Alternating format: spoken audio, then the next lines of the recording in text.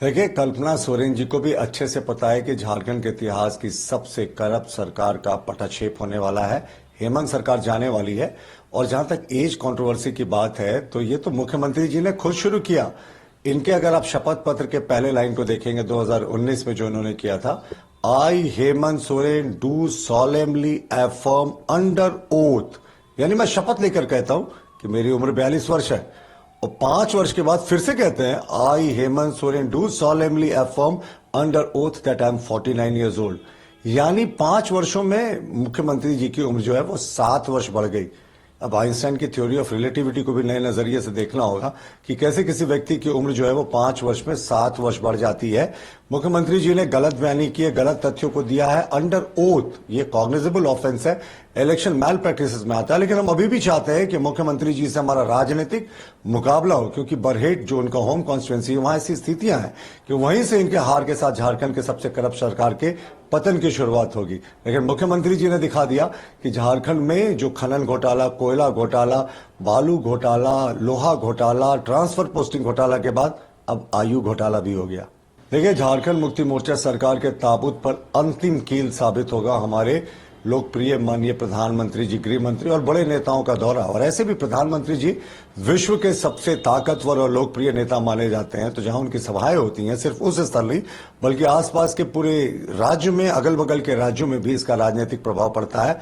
और अमित शाह जी को 21वीं शताब्दी का लौह पुरुष माना जाता है। तो इन दोनों लोगों के अतिरिक्त राजनाथ सिंह, योगी आदित्यनाथ जी, हमारे राष्ट्रीय अध्यक्ष जेपी नड्डा जी की लगातार सभाएं हैं। और उसके बाद झारखंड मुक्ति मोर्चा दहाई का आंकड़ा भी पार कर ले तो ये उनके लिए अचीवमेंट होगा। देखिए, कांग्रेस को भ्रष्टाचार की जननी कहा जाता है। भ्रष्टाचार जहां से शुरुआत हुआ वो कांग्रेस ही पार्टी है। झूठ, फरेब, लूट, भ्रष्टाचार, घोटालों के जरिए इन्होंने 60 वर्ष तक देश की अर्थव्यवस्था और देश का बेड़ा गर्क कर दिया। पिछले 10 वर्षों में हमारी स्टेबल गवर्नमेंट और अटल बिहारी जी के कार्यकाल में 6 वर्षों तक जो हमारी एनडीए की सरकार थी, उसने हमारी देश को एक नई दिशा दी है। लेकिन कांग्रेस के हाथों में ये देश हुआ होता तो कब का पता नहीं क्या हालत हुई होती। ये तो वही कांग्रेस पार्टी है जिसने चीन के 60,000 किलोमीटर वर्ग के अस्काई चीन के द्वारा कब्जा करने पर कुछ नहीं कहा था। नेहरू जी ने तो पार्लियामेंट में कह दिया था वहां एक तिनका भी नहीं उगता। ये तो वही कांग्रेस पार्टी है ना जिन्होंने देश का विभाजन करवा दिया था।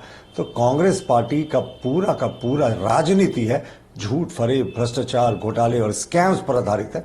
उनके मुंह से ये चीजें शोभा नहीं देती।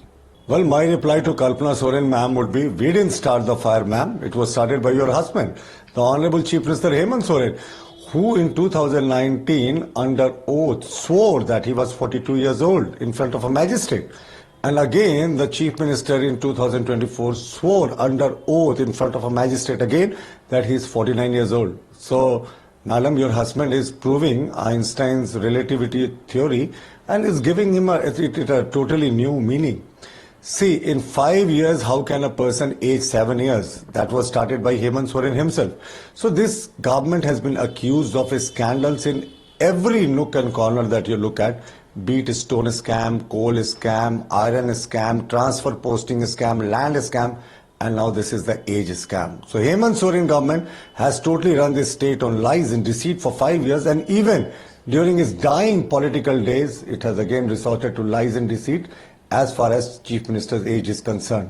हमें ही वोट देना बेटी। इस बार नौकरी में 60% का महिला आरक्षण देंगे। पैसा पिछले बार भी जेएमएम वालों ने 50% का वादा किया था, हमको तो मिला नहीं। और आपको? हमें तो नहीं मिला, आपको मिला क्या? इन महिलाओं को तो नौकरी में 50% आरक्षण नहीं मिला, आपको मिला क्या? TheFollowUp.in. Like, share and subscribe. www.thefollowup.in